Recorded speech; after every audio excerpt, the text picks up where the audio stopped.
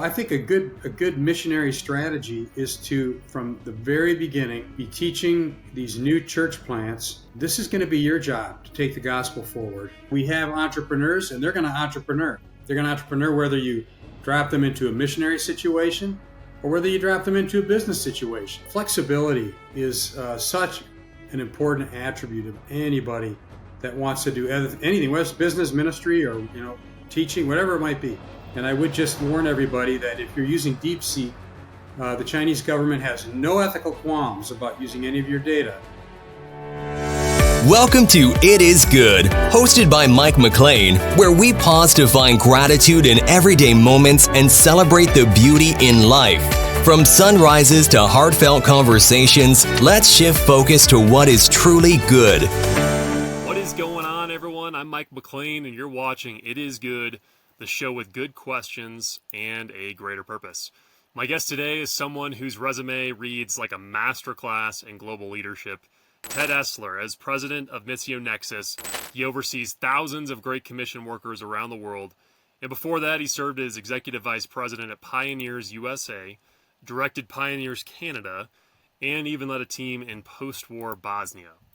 On top of all that, he holds a PhD in movements from Fuller Theological Seminary, an MTS in Theology, and a bachelor's in computer and IT. He's also served on boards like the National Association of Evangelicals, Positive Impact, and the SKI Foundation. You might recognize Ted from his book, Overwhelming Minority, a firsthand look at how one regular family, quote unquote, took a leap of faith into war-torn territory, or from his more recent work, The Innovation Crisis, which is a great book, by the way, where he wrote, "I've concluded that the lack of creativity and risk-taking by God's people are at the core of the failure to fulfill the Great Commission." He's also the one asking whether it's easier to teach ministry to business folks or business to mission folks, and why our concepts of stewardship are backwards. Ted Esler, welcome to the show. Hey, thanks for having me, Mike. I look forward to talking, especially about innovation. That's one of my favorite topics. I love it. I'm sure that will come up a few times. So, speaking of creativity and innovation, you have written that a lack of creativity and risk-taking is a huge roadblock to fulfilling the Great Commission. So let's go ahead and start at the beginning. You went from computer science and industry straight into cross-cultural ministry in, I'm probably going to butcher this, but Sarajevo? Yep, Sarajevo, Bosnia. All right. How did you first realize that poverty of imagination was holding back the global church? And what fueled your decision to step into war-torn environment? I would actually, that's kind of an anachronistic question, because I would say that going to Bosnia is an example of risk-taking. I mean, when we went there, we moved to Croatia first in the early 90s, and the front was, 20 miles south of us, as there was wartime there. And then after the Dayton Peace Accords were signed in Bosnia, we moved in with our family of 5. It was the same time that NATO had moved in there with about 55,000 troops. It was risky. I would actually call it the potential for something to go bad was always there, but day to day, you got to remember people were living there and having their normal and regular lives. And I think, risk taking is just kind of a part of who I am and what we've done in ministry. When I got into this role that I'm in now, leading Missio Nexus, we're essentially the association of mission agencies and globally focused churches. So we're all about the Great Commission. And people would ask me, Ted, what are the most innovative ministries out there? And I realized I was having a hard time answering that question.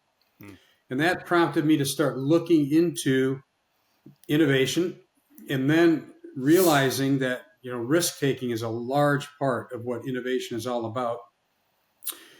And if we don't have risk-taking, we're not going to have innovation. They go hand in hand.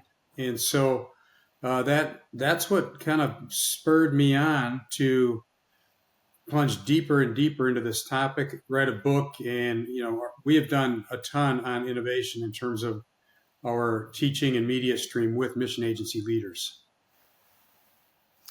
Well, and that is something that you talked about in the Lausanne Movement podcast. that our concepts of stewardship are backwards, and that real faith shines when we take risky swings. Can you tell us about a time where you kind of went out on a limb, maybe crashed spectacularly, but discovered something even more valuable in the failure? Yeah. Well, there's a long list to choose from there, actually, Mike. But probably the biggest failure that I've experienced is started a partially self-funded insurance program for mission agencies. Now, we surveyed our mission agency members, what are your biggest problems? And consistently, health insurance was coming up on that list. And so back in 2018 or so, we kicked this thing off, and we had a really great opening. And we went from zero to over $20 million in participating people paying their premiums. But then there was this funny little thing that happened called COVID, and it completely messed up our ability to predict and understand what was happening in the plan. And people didn't go to the doctor for a long time. When they started going to the doctor, instead of having stage 1 prostate cancer, they had stage 3 or 4. Sure. Large claims just piled on top of us. And we went from not just being solvent, but having a great buffer to just in a few short months, being upside down on that plan. Now, fortunately, the members of that plan helped us land the plane, and we didn't crash Missio Nexus completely, but it was definitely a failure trying to accomplish something big in the kingdom. And that was hard to go through, very hard to go through. I was blessed because I had a board that understood that innovation requires risk-taking, and they stood behind me, and I got to keep my job, and in many ways learned a lot of great lessons and flourished as a result of it. We never really moved our entire business model over toward the insurance program, and we're a membership organization, and so a lot of that was unaffected. But it was a painful period, and one in which we got to experience firsthand what we were telling others to do, which was innovate and take risks doing that innovation. And some of our listeners may be aware that your business partner during that venture was our episode 4 guest, Louis Gallucci, who's also a friend of mine. So, and soon to be a coworker. So that's pretty exciting. So, Ted, you stirred the pot by pointing out Paul's use of trade languages and cautioning that local culture gets trampled. Where do you personally draw the line between practical global communication and preserving the heart language that's local, that truly resonates with people that are actually on the ground? Yeah, it's a great question. There is controversy in the missions community over a concept called non-resident missionaries. And these would be people that don't actually live in the culture, but they coach, they work with leaders that are in that culture. And as we've seen a rise in the investment in indigenous leaders and indigenous ministry, there's been more and more of these non-resident missionaries. And I guess my view on this topic would be, first of all, the single best use of cross-cultural missionaries are in places where there are few to no churches or Christians. And if you're working in a situation like that, then you pretty much need to learn the language, because you're going to be doing teaching, you're going to be leading Bible studies, you're going to be directly engaged and involved in the missionary work. And that requires a high level of cultural proficiency. I learned to speak Serbo-Croatian because that's the kind of ministry that I was taking part in. Now, on the other hand, if you are working with nationals that already speak the indigenous language and they understand the trade language, like you go to a place like Indonesia, almost everybody speaks Indonesian plus a tribal language. You probably can just learn Indonesian. You don't have to learn all those tribal languages, because you're going to be working to support and help indigenous workers that are the frontline evangelists, disciple makers, and church planters. And so the question isn't really either or. It's more a question of what is your role going to be as you work in ministry in that particular culture. This is a little bit off script, but when do you think that transition occurred, when it kind of moved from people come from the outside in versus indigenous missionaries kind of on the field? I would say the sooner the better. There's again this is a controversial topic among missionaries because people take very different attitudes and they use different strategies based on kind of their worldview regarding church. So today you hear a lot about movements that are happening all around, these huge movements where the church is growing in all these different places around the world. And I do believe that's happening. Often, though, those movements don't start until after missionaries slogging away for decades, in a couple of cases, a century, century and a half, different missionaries have more or less tilled the ground and prepared the soil there for a movement like that to take hold. However, I would say that the time when people are often most fruitful is when they're new believers. And, when I was a new believer, I couldn't help but share my faith. It was fresh, it was exciting, it was new, and I was evidencing life change that was so obvious to others. It was very natural for me to talk to my faith about others. And I would say that's true about new church movements as well. And so I think a good missionary strategy is to, from the very beginning, be teaching these new church plants, this is going to be your job to take the gospel forward. And so there's a little bit of a both and going on here where we want to see the church begin to reproduce almost from the very beginning of whenever that movement might be. And I think a mistake that we've made in missions, not everybody, but some missionaries, is they've planted churches without the assumption of reproduction. It's like planting seedless grapes. A speaker at our annual conference used that term this last fall. Our goal is not to plant seedless grapes, but to plant grapes that have seeds that are going to produce other vines that will grow and produce more grapes. And so I think overall our thinking needs to be reproductive. Let me just add that it's a little bit hard for Americans to understand or conceive of that because most of our churches are not reproducing churches. If they do reproduce, it's kind of rare, happens, once every 5, 10, 15, or 20 years.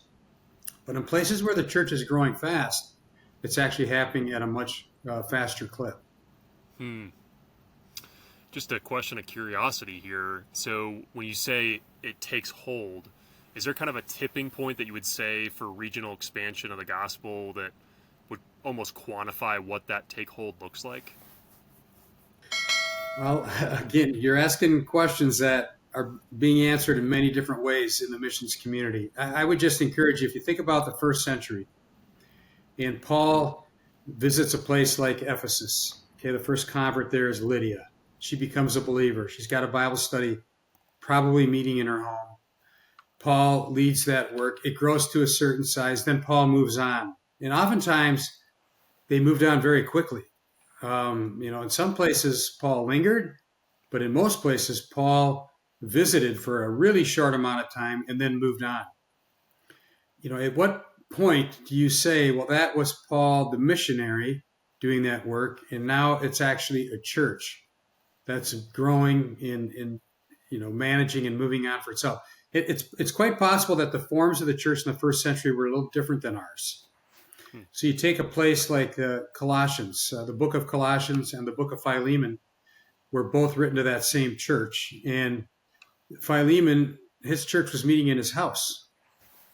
And most likely there were many households having church, but there probably was also a leadership team that was dispersed across those churches. And so even the forms that we see in the New Testament might be a little bit different, making it kind of hard to answer with a lot of specificity your question there. That makes sense. And what they would call the elders in the New Testament, is that accurate? Yeah, that's what I'm talking about. Well, so my next question is very personal to me as a businessman that has considered moving into missions. So I wanted to ask you, would you say that it's easier to teach ministry to business people than to teach missionaries business? Yeah, and just overall, just kind of a general question: what quantities or qualities do you look for in an entrepreneurial DNA for both for missionaries and businessmen and women? Yeah. Well, my response to that question, and it's actually one that I've heard actually posed many times, particularly in ministry settings where they're trying to get business people excited about mission. Um, I'm influenced by, I sat in a presentation many years ago by a gentleman who was a businessman working in a large Asian country. And he was basically making the case that business people make the best missionaries. And somebody in the group raised their hand and asked the question, is it easier to make missionaries out of business people or the other way around? And he said, oh, business people are naturally more talented and the missions piece is easy to teach. Then he clicked on in his slide presentation a few more slides, and then he showed his leadership team. And there were two men, and they were standing with their arms around each other. And I noticed the one on the left was a missionary who'd gone out with the organization I was from 15 years earlier. And probably had spent 10, 12 years learning language and culture before he started working for this guy. And the other one was a leader from another well-known mission agency who I also happen to know. And both of them had been trained by these mission agencies, and now they were doing business. So I raised my hand and I said, hey, you just said, but now what I see up there is a little different. And he kind of chuckled. And he said, yeah, well, they're just natural born entrepreneurs. And I think that's the real issue. It's not what your job is, whether you're formally, a Bible teacher, preacher, missionary type, or a salesperson or somebody working in marketing or whatever that might be. Some of us just have a natural bent toward creating new things, trying out new things, paradigm shifting, innovating, testing out new ideas. Some people are gifted in having conversations with people and trying to get them sold, whether that's on the gospel or whether that's on a product. Those are just natural giftings and abilities. And so my sense is that we have entrepreneurs, and they're going to entrepreneur. They're going to entrepreneur whether you drop them into a missionary situation or whether you drop them into a business situation. And that's the real question, is what's the personal makeup of that person, and how is that going to interface with whatever role God places them in? Do you have any advice for churches that are trying to find kind of that entrepreneurial spirit? Yeah, well, so a couple things I would say is people that are just naturally doing it already are the ones that you can plunk down almost anywhere on the planet, and they're just going to drift toward engaging in entrepreneurial activities. So I would look at your congregation and just find out who's doing the business startup already. And if they're already doing it, the chances are pretty good they're going to do it elsewhere. By the way, that's true for evangelism for sure. When I was working for a mission agency, we would have people come through candidate orientation, and we would ask them if they've been doing any evangelism. And many times, surprisingly high number of times, they weren't even engaged in doing evangelism in their local church. And if they were going to work with a very unreached people group, probably not a good role fit. Now, they might work in a support role or in some other kind of role, but the kinds of things that you do naturally, the wonderful thing about the Great Commission is there's something for everybody to do.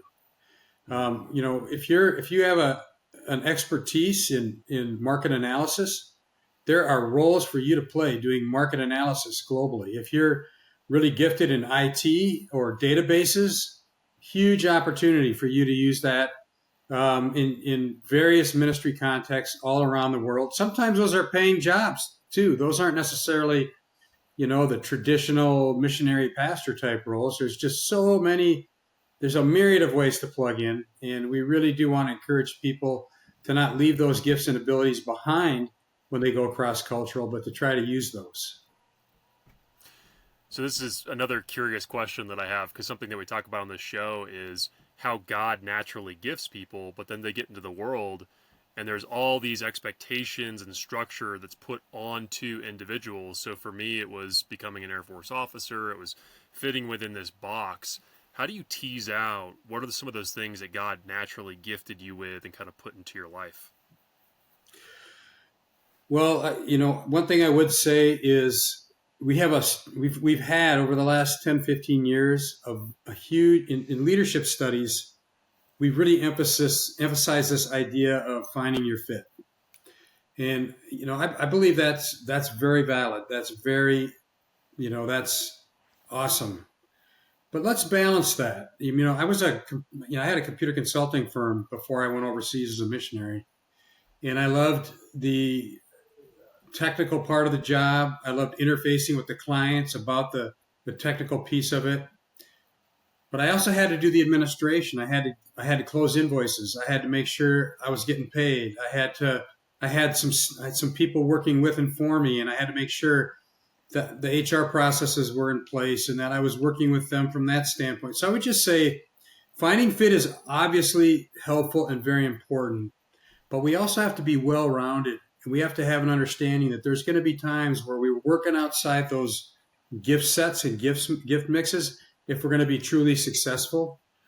And flexibility is really, really important. And it comes out in ministry in unique ways. So you take language learning, for example.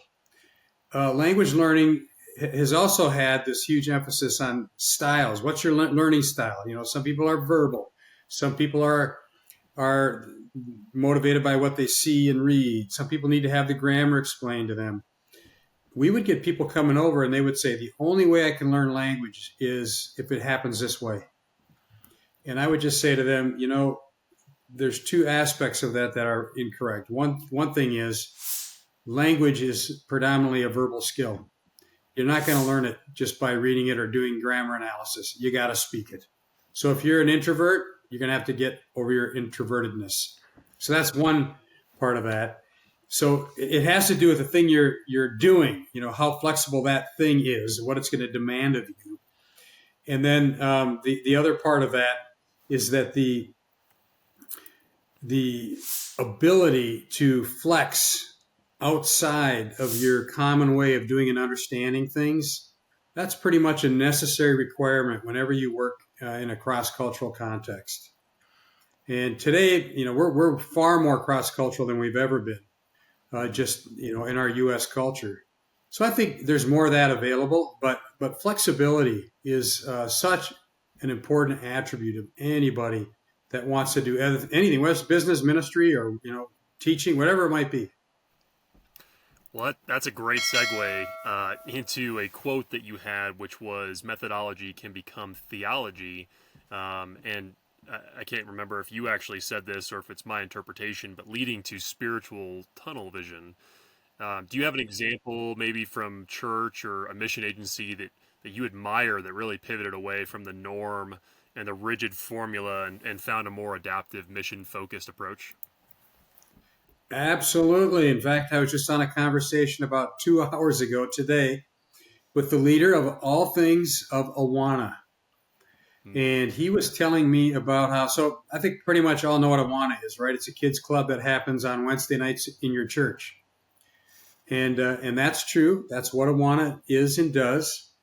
But they also were trying to innovate on their model. And somebody suggested a different curriculum with a different format, meeting on a different day. They called it Bright. And they didn't overnight say, hey, we were doing Wednesday night clubs. Now we're going to all do Saturday oriented activity. But they started some pilot tests inside their midst. And they began working a slightly different model. Well, today they've actually got entire nations in Africa coming to them and saying, hey, can we do your program in our school? And they have pivoted, I wouldn't say away from their methodology completely because they're still providing that. But I think over time, the pivot will consume the major thing that they've known as their primary methodology for many years. And, we get comfortable with a certain way of doing things, especially if we were successful. It's called the Innovator's Dilemma. If any of your readers have ever read an author named Christensen, he talked about how businesses often learn to do something, they get really good at doing it, and then when they're faced with challenges, they double down on that method or that thing that they've already learned how to do instead of innovating into new spaces and letting the challenge force them into a new mold. Well, when we double down that can go really, really badly for us. And it just so happens that Christensen studied the hard disk industry. And, I'm originally from Minneapolis, and there used to be a company there called Control Data that manufactured hard disks. And when everybody was changing from hard disk technology of a certain size, Control Data was doubling down on the same format and same way of doing things. And today there is probably either no Control Data or a very small one because they couldn't innovate out of the technology that they already knew. Also went well for Blockbuster. Blockbuster is another example that people give. They had the opportunity to buy Netflix.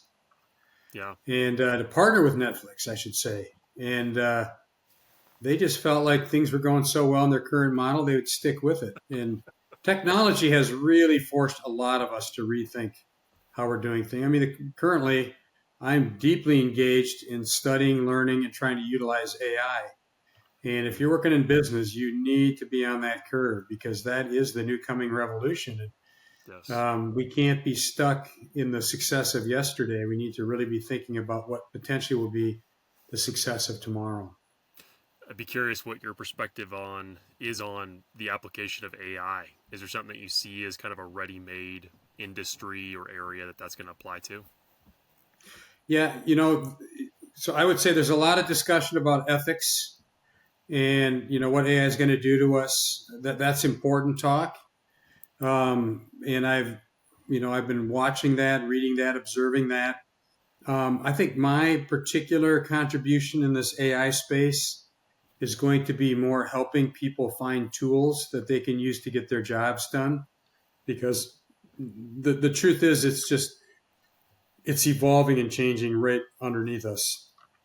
And so I do a monthly CEO newsletter. And in that newsletter each month now, I include one new tool. One of the problems with AI right now, by the way, is it's what I call a disparate environment.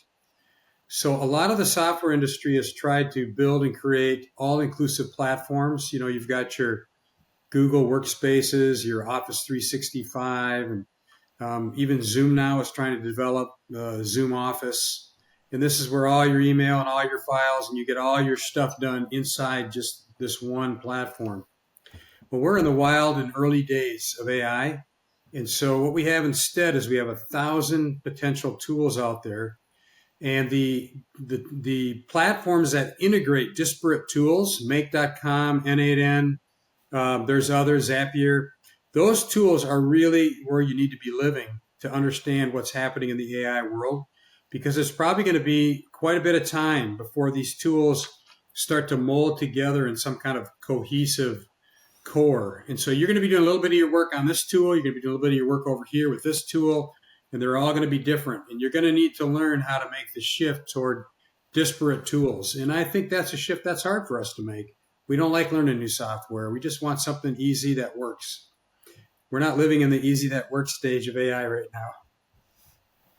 It's an interesting current events topic with DeepSeek coming out. I don't know if you've read up on the capabilities of that and what that looks like, but certainly a pretty significant disruptor to the AI industry. At least in the short term, it's been pretty significant. Have you had a chance to look at that at all? Yes, and it just for your listeners to understand what's revolutionary about DeepSeek is the cost that has been reduced in terms of processor time. So AI processing is for big boys with big checkbooks. And I mean, we just recently heard about a $500 billion investment in AI infrastructure. Well, that's really limited China's ability to move in this space. Not only can they not get access in large quantities to the best chips because they're American companies, but they also don't have deep enough pockets to invest in the kind of data centers that the U.S. AI industry is able to invest in.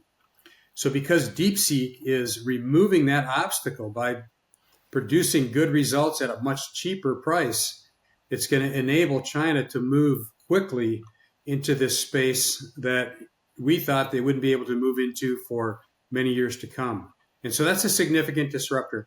I'm not convinced yet that the results are any better. And I would just warn everybody that if you're using DeepSeek, the Chinese government has no ethical qualms about using any of your data. And they're running through that door, and they're very happy to see you jump over and use their tools. So just be a little cautious about what you're doing out there. Yeah, there's no doubt about it.